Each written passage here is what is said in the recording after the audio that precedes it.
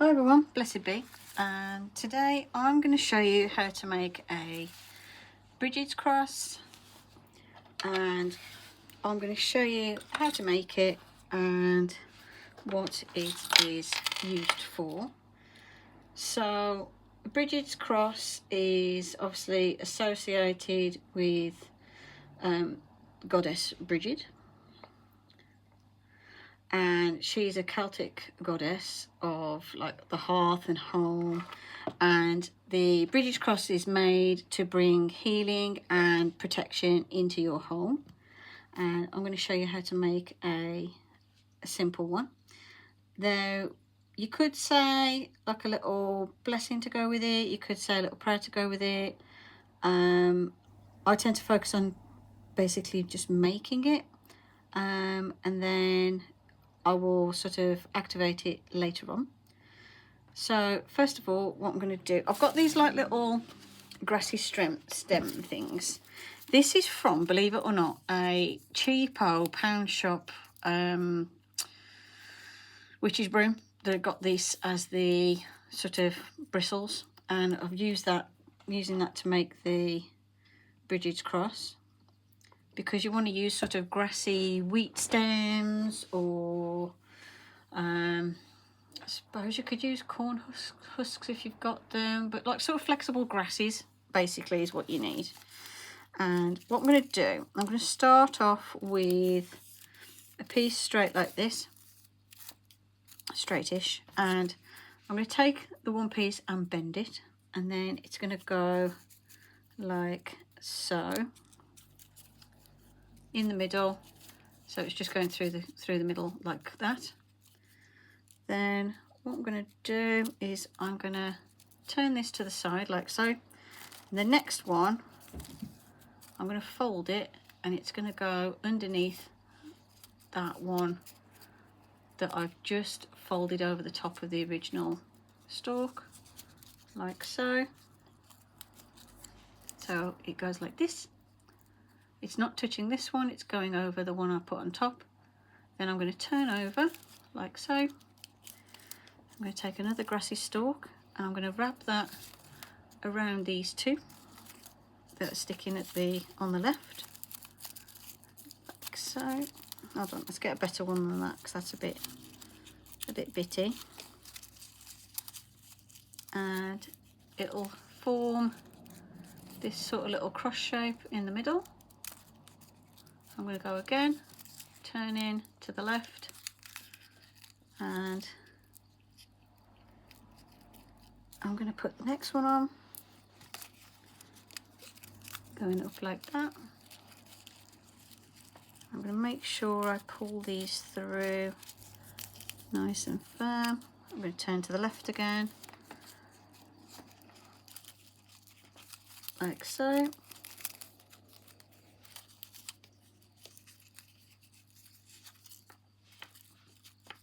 And go to the left,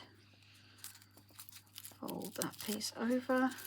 So you can see I'm starting to get that shape in the middle. Let's try and get this neat as possible.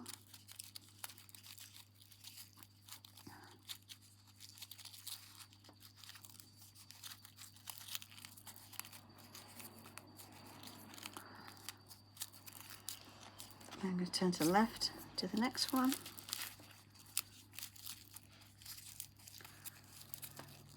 And it creates this little woven pattern in the middle.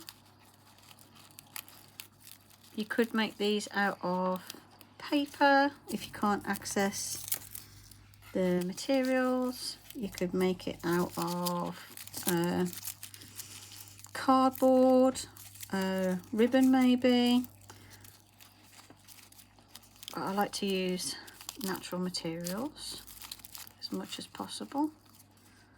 Okay, so that's what we're looking like at the moment.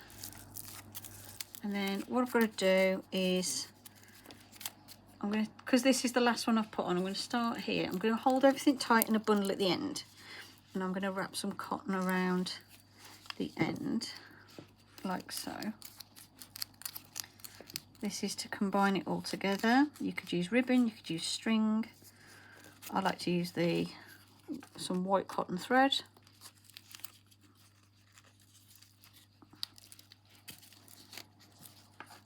I'm just gonna, where's my scissors gone?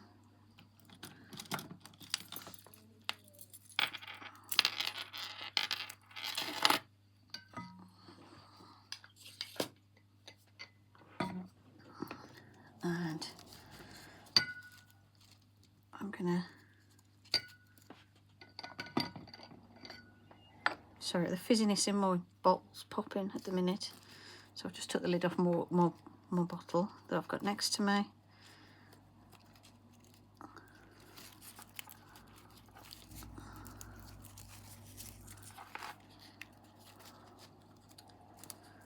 Just making sure that's, whoops, just making sure that is tied nice and tight. And then I'm going to trim off the excess thread, and then I'm going to do the next one. And you can make these as like thick or as thin as you like. I've seen some people make some really amazing ones where they're quite like thick in the end. Especially, and like if you use like nice thin green grass stalks, even better. It looks really, they look really good. I'm just using what I've got available. Around this time of year for Imbolc, for Brigid as well, people make corn dollies, and the idea behind the corn dolly is it's to represent Goddess Brigid, and again bringing that good fortune and healing into the home and protection. And what people do is they make like a little bed for the doll, and it's basically inviting Brigid into your home for the night and making it very, like, you know, making it welcoming for her. And I thought that one's quite a nice, that's a nice tradition as well. I have got a corn doll, but it's one that was already made. Because I live in the UK, people don't make stuff so much with corn husks, so I find it's really hard to get hold of. I can't even get it online. And like the closest I could get was like corn husk rope, which wouldn't, I don't want that. But actual like dried corn husks, it was like, I just can't get it. I can't source it from anywhere. I haven't seen it anywhere. So yeah, I can't do that one. If I ever do manage to source corn husks anywhere, I'll let you know and I'll do a video. Because you can, like, if you can get corn on the cob with the husk still on, which normally in the UK the corn on the cob has got like a plastic packaging around it and it's got no husk on it. But if ever I find one with husks on, I can always have a look at how you dry the husks out, so you can use it for arts and crafts and pagan crafts. So if I ever figure it out, I'll let you know. Right, so there is my Brigid's cross.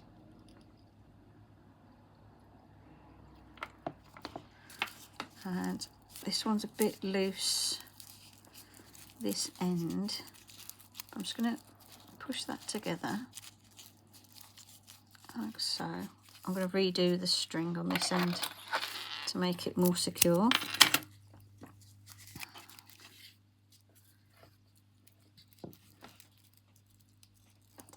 Just wondering where my cat's gone. He's suspiciously quiet.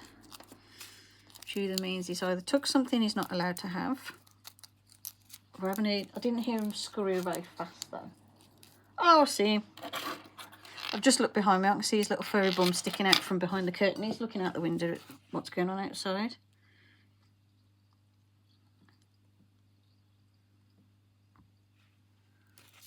So that's all right. I know where he is. He's probably busy watching the cars. He likes to watch the cars and scowl at people that walk past. To be fair, he's quite friendly, really. if anyone comes to the door, he runs away because he's not very brave. I don't like that one. Why is that one not doing the do? I think it's because I haven't tucked it in that one, I think. I think if I'd have tucked it in, yeah, I needed to have tucked it in there. That's what I forgot to do. That's why. It's all right. One of my, this piece was loose. Yeah. So what I'm supposed to have done is threaded it through this one here, just as like a sort of final end to the knot, so it stays in. That's better. There you go. It's nice and secure now. So there you go. And I find with these, I usually leave them up for the year. I usually just replace it or renew it at each Imbolc.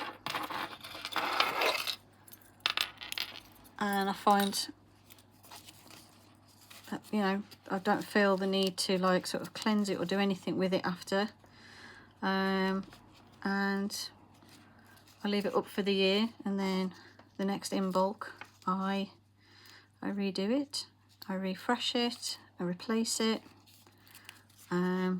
What I did this time, because I haven't been able to get hold of the same material as I used last time, I took this apart, cleansed it, and then used it to make a new one.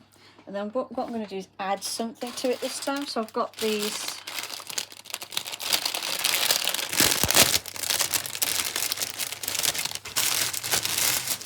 little fake flower stems, and I wanted to use it to add to this.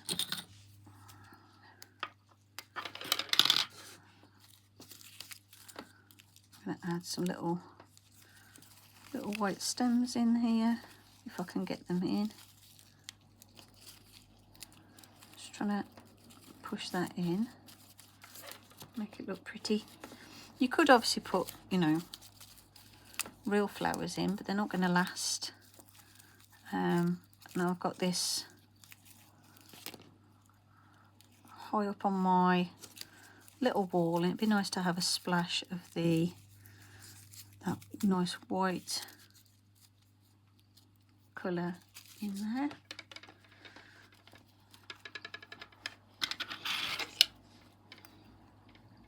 So I can cut a couple of stems off. And the reason I'm not using real flowers is because I don't want them rotting and breaking down and either ruining the Brigid's cross or you know, creating any mould spores or anything which could be bad for my health in my little room. I'm going to take that.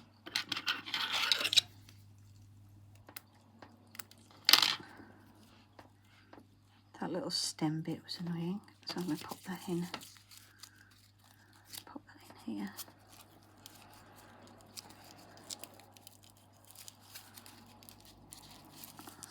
Just trying to add a little splash of colour.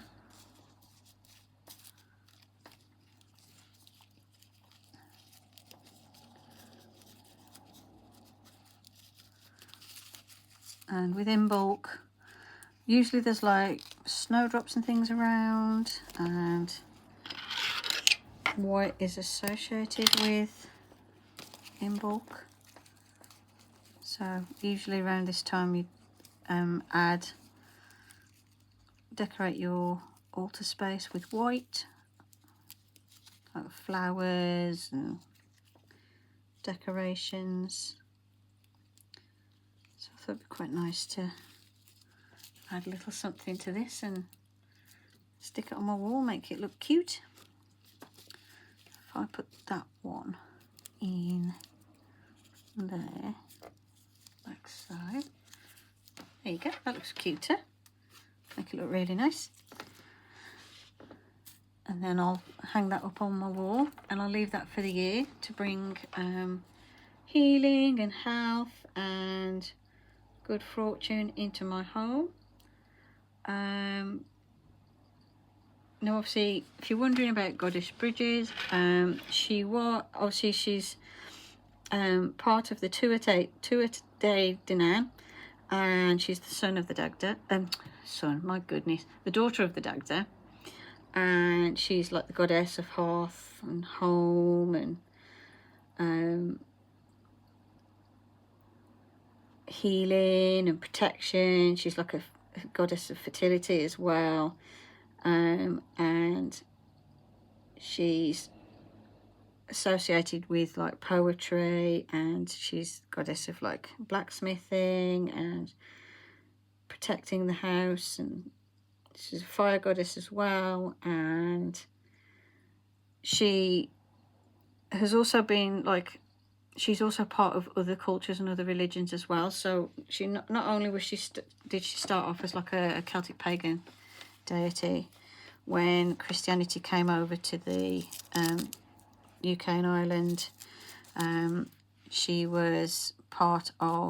became part of Christianity as well, because lots of people, it's thought that what it is she was such a popular deity that they couldn't like sort of just say to the people, no, you're not going to worship this deity anymore. So she became Saint Brigid. And then in like the voodoo tradition, she's Maman Brigid, and a very important goddess and protector of fertility and women and hearth and home. And yeah, that's how to make a British cross, to bring that nice healing and protective energy into your home. Hope you enjoyed the video. Thank you for watching. Blessed be, and bye for now.